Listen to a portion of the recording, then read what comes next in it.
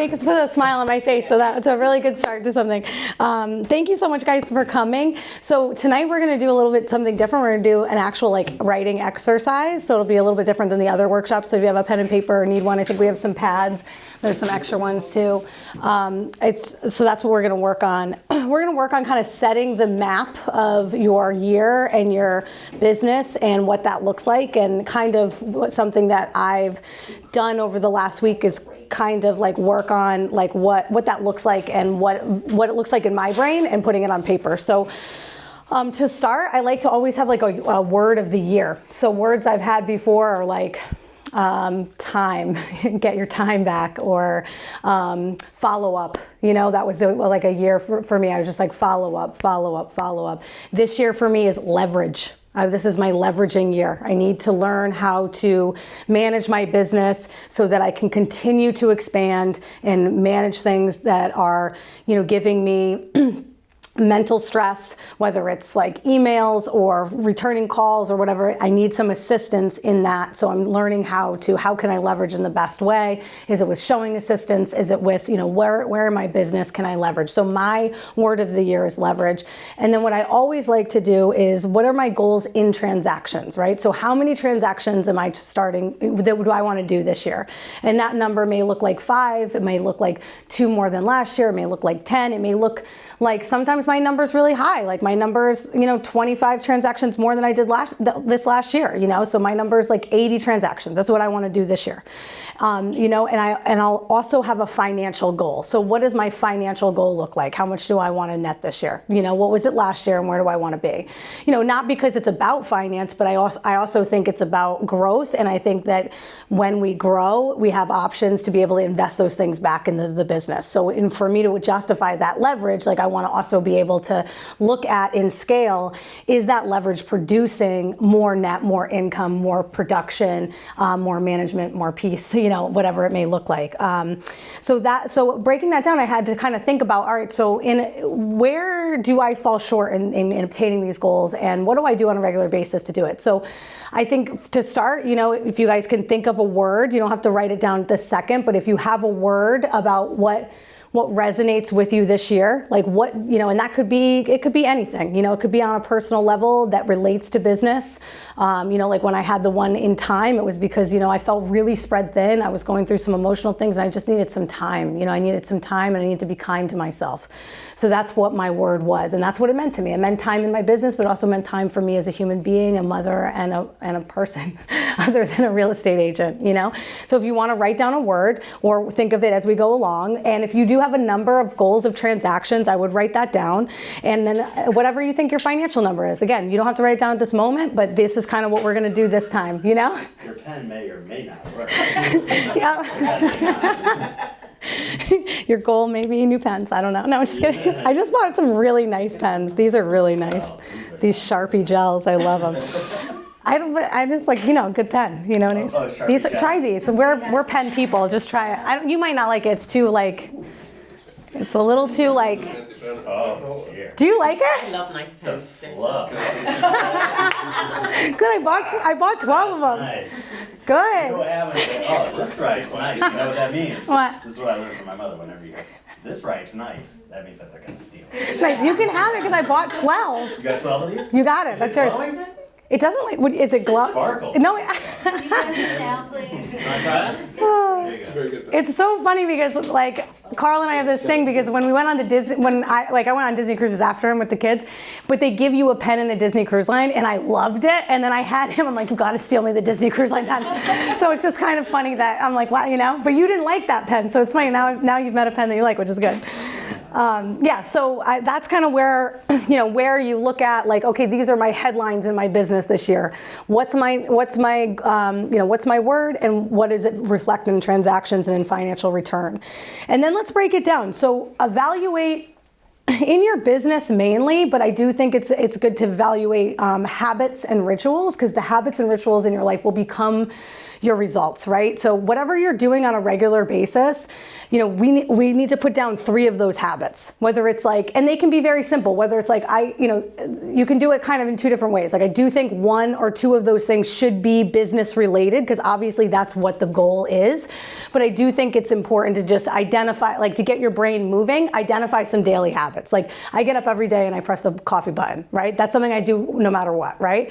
In my business, I get in, and I look at my emails the first time, within the hour when I'm making my coffee, that's when I look at my emails. Okay, so that's a habit that I do. You don't have to really push me to do it. That's what I do, right? So what are those 3 habits and rituals that you do in your business? And I write those down. And then the next 3 is going to be, what are the 3 things that you absolutely dread? What do you procrastinate on? What do you not want to do? What makes your eyes roll when you have to do it? What makes you, when you're going to bed at night? Like I remember when we were waitressing and I would go to bed at night and be 12 hours in, after a shift, and I would, table 10, I forgot their lemon at 7 o'clock. You know what I mean? And those were the things that were like my dread, and they would keep me up at night. It's like, wow, I gave them such great service and I forgot the lemon.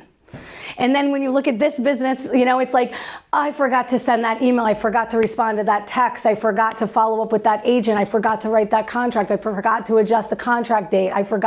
It's like this constant thing, right? So, that would be one of the things that kind of pops into my dread zone. What is taking some of that energy and that emotionality when I have my free time? Because I think that's really important for us to structure ourselves, because we work for ourselves and we're also in an industry where there is no clock in and clock out. So it's real easy to kind of go insane, right? So what are these things that like you need to mark, put into another bin that you don't like doing, that you really don't like doing? And then the last list of 3 things is going to be like, and this is for everything. This is not really necessarily real estate related. It is what turns your light on. What gives you joy in life? Is it crafting? Is it reading? Is it running? Is it just sitting by the fire? Like what? Like, is it traveling? Is it adventure? Like, is it helping people? I don't know what it is, but what's something that like, it ignites something in you for that moment, it makes everything worth it. And what are those 3 things that really turn your light and passion on in life? And so circling back with these 3 things, and why I think it's so important to be able to kind of map out the road to success, is that when you go back into the habits and the rituals, this is going to establish a map in your business of what is your investment strategy in your business and in your goals. So if you compare your habits and your rituals, that is directly related to how much you're actually investing in your business. So it's real cut and dry. When you establish what you do on a regular basis, that's the level of investment that you're putting into your business. That's your investment strategy. So when you tend to naturally do those things, those are things that we don't actually have to put that much energy in. We just have to be consistent. We don't have to continue to rev up to try to do these things. These are your habits. These are your rituals. These are what you're going to do kind of regardless, right? But we need to look at what are the things that are easy for you to do that you don't have a lot of resistance in. Because the next thing is your dread zone, right? As they talk about it, your dread zone, right? These are the things that you have to psych yourself up to do. They're the things you don't like to do. And these are also, if we're really going to self-reflect in our business strategy in the next year after we write this roadmap to success, is these are the things that that really are laziness. These are the things that reflect that, okay, this is where you're willing to cop out. This is where you're weak, for lack of better terms. This is something that triggers you that you don't like to do, that either irritates you, I'll speak for myself, irritates me, upsets me, I don't want to do it, frustrates me. But I also have to look at the mental component as well, that why does it irritate and stress me? Do you know what I mean? I have to be able to flip that to some extent. Is it because that's the one area of my business that I get the chance to push it? I can't push the client calls. I can't push the negotiation. I can't push the writing of the deals. I got to get the deal. So these other things, I want to have a little bit of freedom, and I want to take that deep breath and exhale and be like, oh, I don't want to do this. I don't want to do that. But if I'm really being honest with myself, those are the things that I allow myself to be lazy in. And that's the reality of it, you know? So my dread zone is ultimately, right, something that I will eventually be able to delegate entirely, because I don't have to necessarily overcome that, right? There are gonna be things that I don't wanna do. There are gonna be areas that where, you know, but I think I would rather delegate the dread zone and actually, instead of being lazy and it like draining from me, delegate those things somewhere else and do some self-care, you know, do something I love. And then you go into the third level, right? It all goes in together. The third level is, what are those things that turn your light on? Delegate that dread zone, get that fine-tuned down, like see where you're making excuses and where you're not, right? Because some of these things are a mental component where I can just choose to do it. In the dread zone, I should be doing before everything else. Like when I have the most energy and I'm waking up and like I'm ready to go, or I just got to win and I just want a contract and I'm psyched, I got to go to list number 2 and I got to say, all right, this is when I have the energy to bang these things out. Because when I'm not in the mental state of exhaustion, the dread zone isn't even that bad. We're talking about sending a few emails and adjusting a few dates.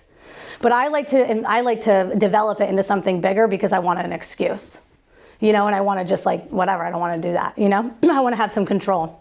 Because I feel like my business is controlling me at that point when I identify with some like weaknesses, pushbacks. So eventually you get to the point, right, where you're going to delegate. And that's where my leverage model comes in, where I am today, where I want to learn, I want to delegate some of those things. Not because I haven't changed my relationship to them, you know, in a mental health standpoint or in a mental capacity standpoint, but because I want to arrange in my life where I have the emotional capacity to continue to expand and do those things that turn my light on, like speaking and training and coaching and building other teams in other areas, you know, that type of stuff. So, you know, I think that the other important part about what turns your light on and identifying those things in your business is these are also the things that, like, when I can remember what brings me joy in all the areas of my life that aren't associated with my real estate industry, then when someone, like a client or something goes wrong or something and it's a mess, I can say, well, you know what, I did show up 110%, or I did do this, or, you know, this is where I found joy in it. And I'm able to see the things that turn my light on, even in these dark moments, or even when it doesn't go my way, or even when the deal falls apart.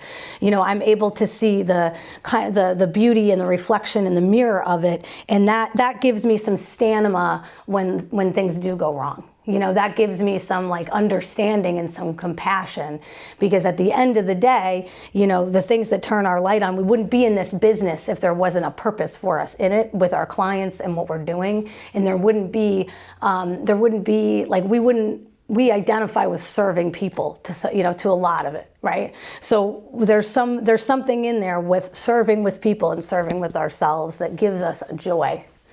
And that can be tiring and it can be hard, but it also is the whole, you know, it really is the beauty of it all. So a lot of times when I'm in a place of like having to keep going, I have to scope out and I have to look at it as a whole. And that's where the 3 things that turn my light on really help me. Because those are the things that it comes down to at the end of the day. The details of the transactions and the details of the closings or the personalities of the other agent really don't even have a fraction of what happens when, you know, at the end of the year when I'm looking back and I'm saying, wow, I've helped a lot of people.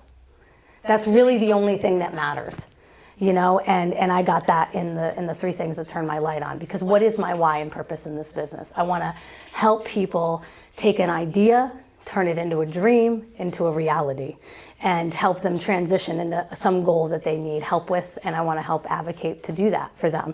And that's really what it's about. So that's all I got for tonight, but here you go. So I would like to share mine, because I have an interesting situation, an interesting thought process here. Making phone calls. Okay. It is my dread zone, right? Also, it is what I'm best at. It is it's where I perform the best. It also, when I have a good one, it turns my light on. Turns your light on, It excites me. I'm excited about that. It's also the most lucrative part of our business, right? It's where we make our money. And it's also unable to be delegated. Okay. So what the fuck do I do? Okay. So what specifically about, I love that, because I agree.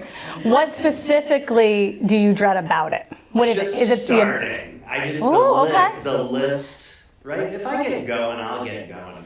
But to be honest with you, Yeah. it takes so much out of me. Yeah. It is a performance. It is. It's a lot to talk Yeah. on the phone. Yeah. And I'm talking all day and I'm messaging, so, I've got, somebody will call me and want to call back, so I'll text them back, which is not a good thing to do. Don't do what I do. Or I have, apps like Slide Dial where I can go right into their voicemail and just avoid them. He's done some of the Exactly, that's why. some tips and tricks. Yeah, tips and tricks. Yeah, But but he it's- doesn't know about star 6 9. Yeah, I don't know about blocked calls. That's good.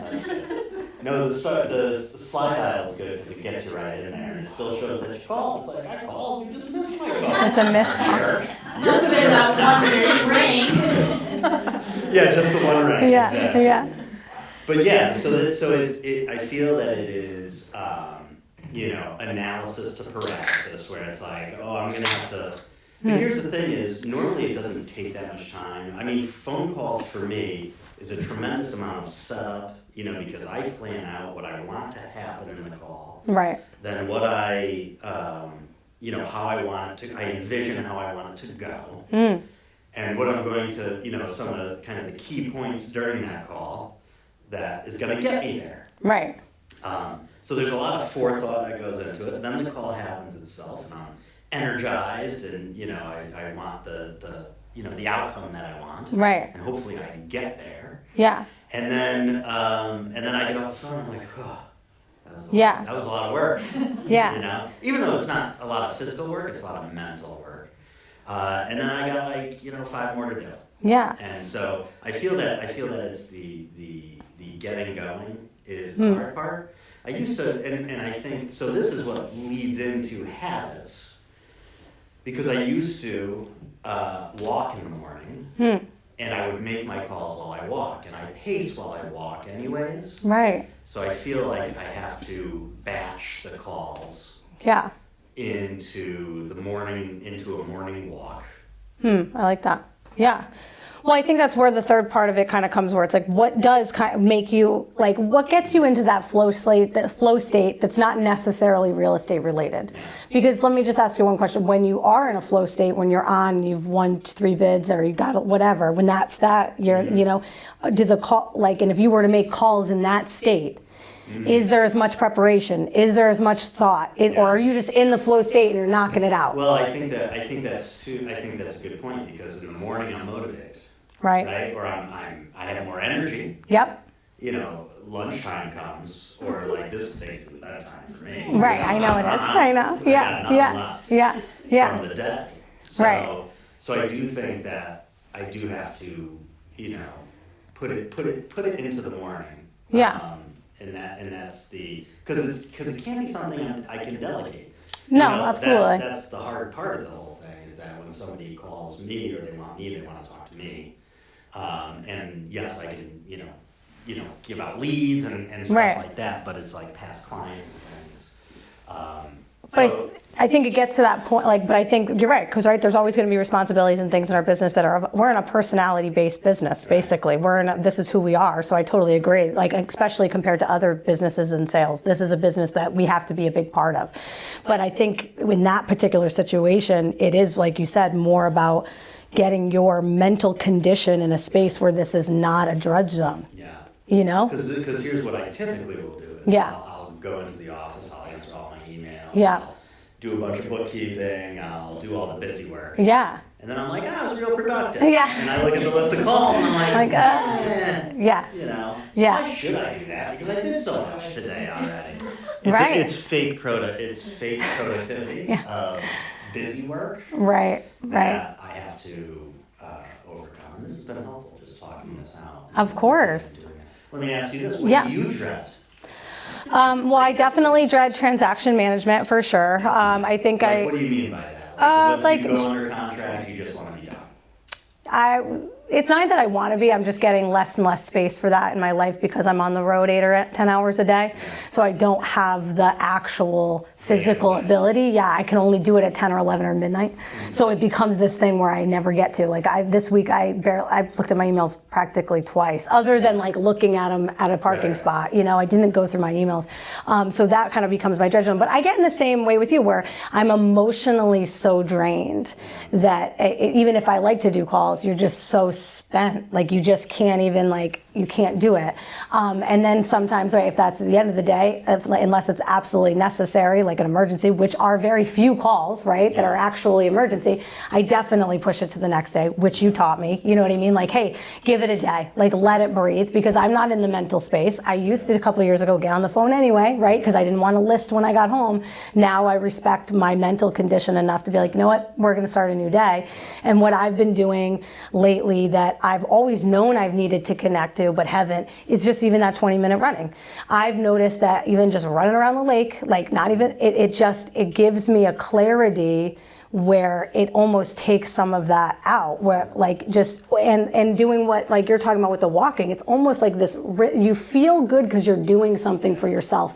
And sometimes these things are so draining, that are so emotionally heavy, because we do give so much to our clients, and they require a lot. You know, we're in a people investment business. It's service. Like, we have to invest in our people to get them to the other side. And when you do that at a scale of 15 or 20 people at a time, yeah, of course you're like, I don't have it. Yeah. You know, and then we're genuine people, so then I can't fake it.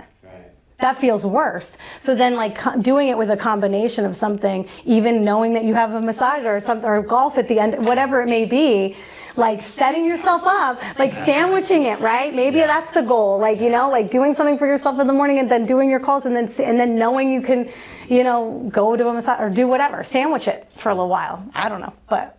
Oh, those are good tips. You think? Yeah, I don't know. Absolutely. Those are great tips.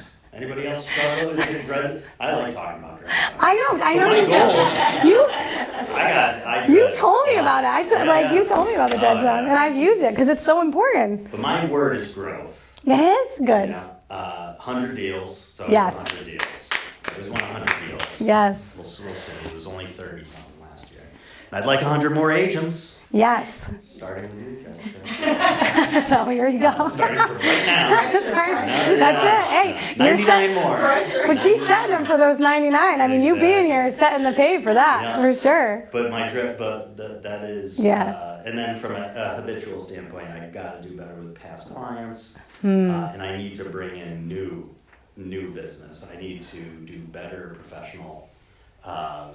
Do better networking professionally. I need to elevate that to a better point, because I had that attorney who gave me a lot of probate work, and he became a probate judge. Oh, right. So I no longer get that work.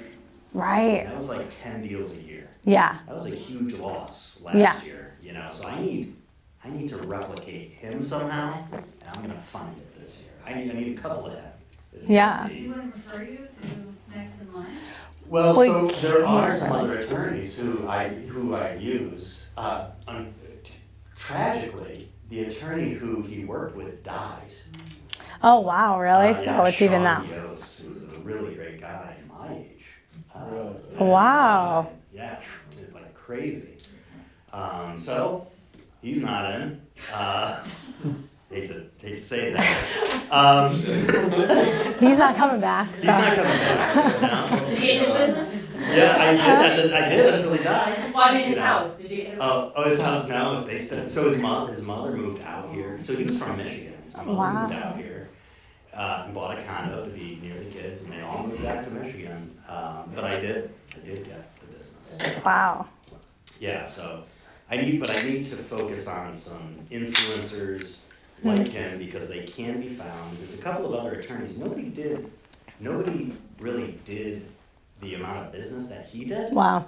And then I have to see when his term is up, because I may fund his challenger for an elected position. Just to dethrone him. Just to dethrone him and get him back. So that's another option. That's a long term. That's awesome. That's a long term It's a long So- This is what I do after I write my emails. Yeah, I like plot this out. Apply. Run a primary. Yeah, right, exactly. Yeah, so so really past clients and new business, new professional business. Those are going to be my habits, along with the calls, getting those. Nice. I don't know if anybody else wants to share. Oh, yeah. Yeah. Did everyone put a people-related thing on the dread, like making calls, making emails? I just want to Yeah. okay, I'm taking the survey, yeah, okay. Because I'm thinking like an observation, so I figured everyone put a people-related one, because like I did too. But I feel like it's because it's so out of your control, because you don't know what's gonna happen on the phone call and like how they're, what's gonna, it's like when you're doing your stuff at your desk, your emails, like that's like, you're on top of it, you're organized. But when you throw someone else into the mix, you're like, oh my God, like there's that nervousness. But that's also, I think, when a lot of good things could happen, you know what I mean? So like you're putting yourself out there. So like what we're afraid of often ends up going really well, I find. Phone calls or emails. Absolutely. That's a really good point. That's a really good point. Yeah. Lack of control. That's probably one of the reasons why I dread calls, is because I'm not in complete control of that. Right, You know? right. Right. Yeah. That's what I think it is. 'Cause we don't know what's gonna happen, but like, how often do the calls just go well anyway? Most of the time, I would say. Because I feel like when you kind of get out of your comfort zone, good things often happen. Yes, absolutely. Yeah, absolutely. Gotta be out of your comfort zone. Yeah, I don't know if I've seen mine for a while. Like, You haven't seen your comfort zone for a while? No, but you know what I mean? Yeah, But what is the new outside comfort the zone? but that's it, right? It's like that's where all the best stuff happens. Yeah, comfort is the enemy, without a doubt. Comfort for me would definitely be in my dread zone, just because it's a thing that enables my ability to give myself excuses into in my mental health. You know what I mean? In my mental, where I'm just like, whatever. Like, and I have a really good, like, I've done that for a long time out of many years of my life, where I'm like, whatever, screw it, whatever. So for me, like, with that, like, you know what I mean? Like, I'm like, I have to, I don't know, like, that's, because it's hard for me, because I know I'll just go, whew, I'll just I'll ride it all the way down to the bottom on fire.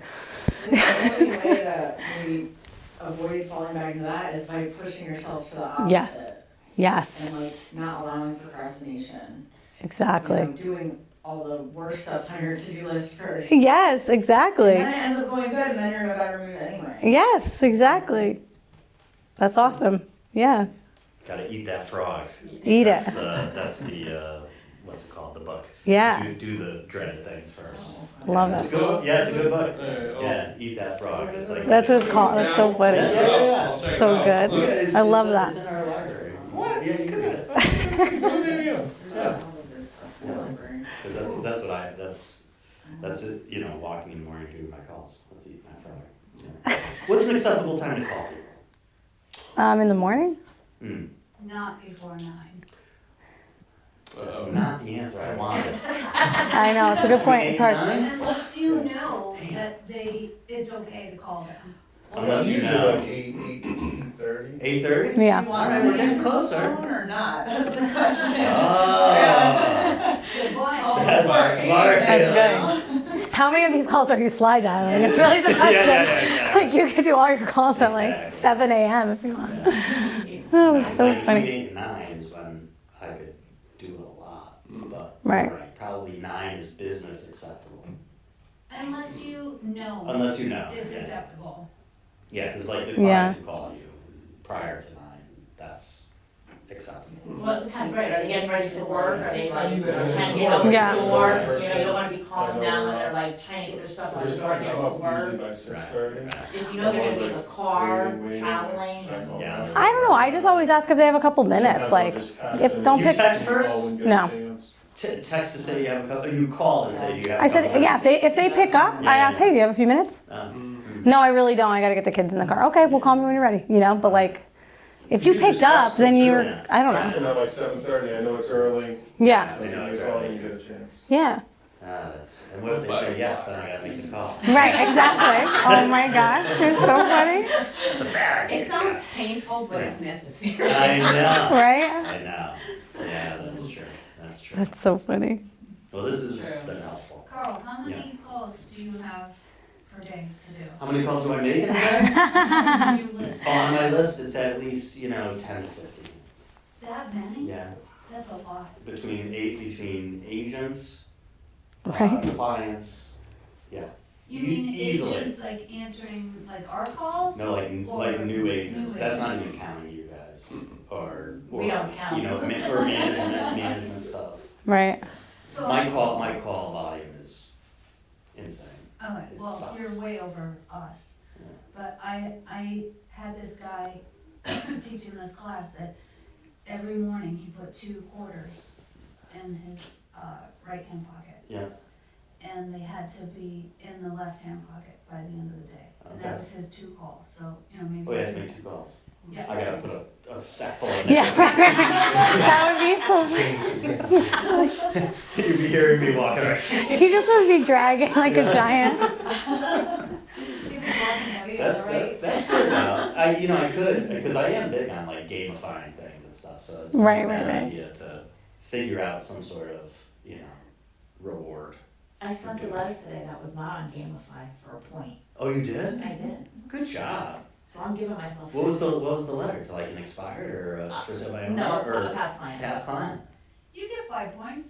Yeah, that's 5 points. For writing a letter? Yes. It wasn't on the list. Yeah.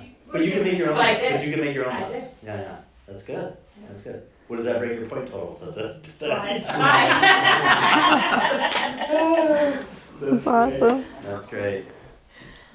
Any other So- questions for LB or anything?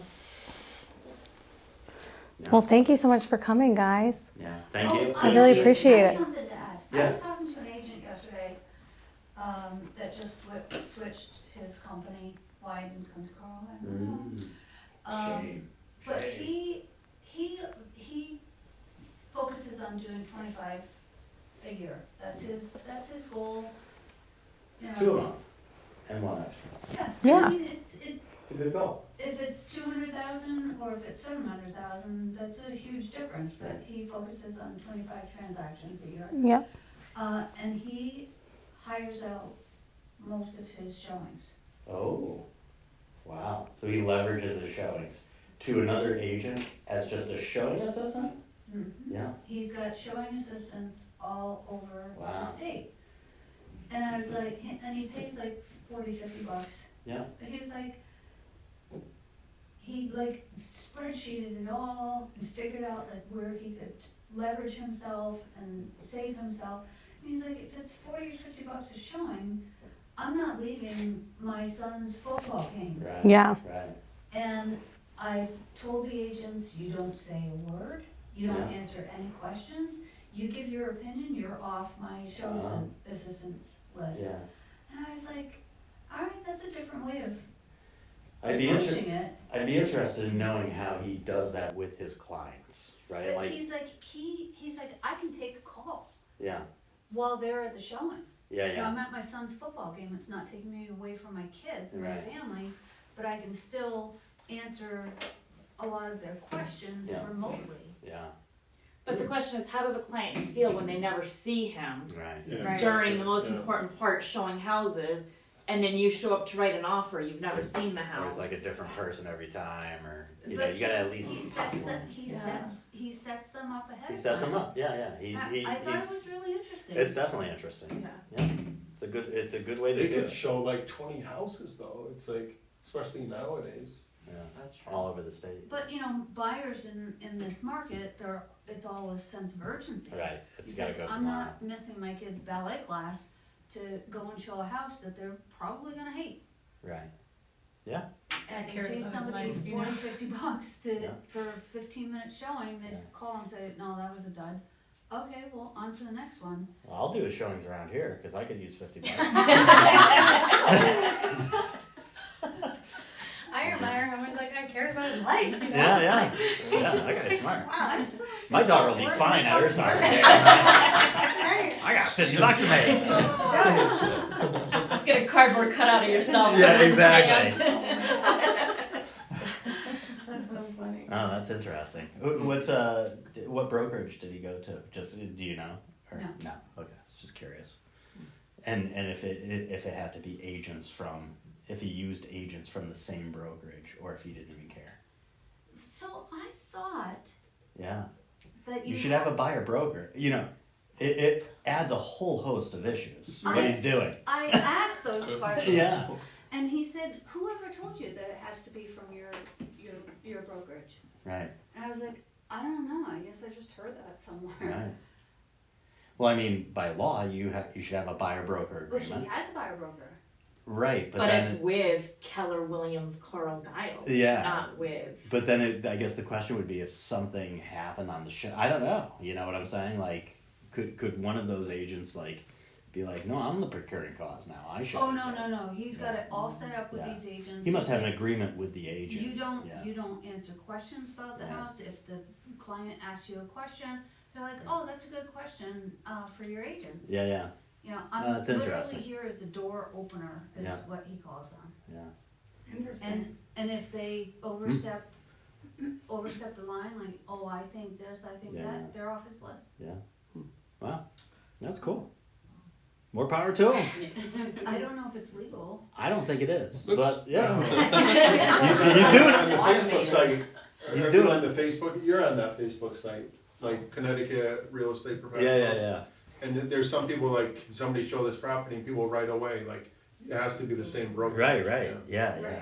Because the buyer broker's with the brokerage, you know, so it'd be like, So it really should be within the brokerage. it should be within the brokerage. I mean, for a lot of reasons, not just the legal reasons too, you know what I Yeah, mean? unless you're gonna Reference- refer it, Right, out, right, that's a right, different right, story, where it's like. But no. it would be weird if like a, you know, like a Cole, but like that guy, remember that guy that was like, can I like, whatever, member? Right. Yeah. Kind of the same thing, where it's just like, we're Yeah. in different agencies, like. Yeah, You can't you really. can co-list houses Yeah. with multiple agencies, you know, It's just, yeah, just think but it it's gets dicey, you know, like who's doing what and boundaries and, you know, all different types of things. Yeah. Well, could you find out for us as our broker if that's legal?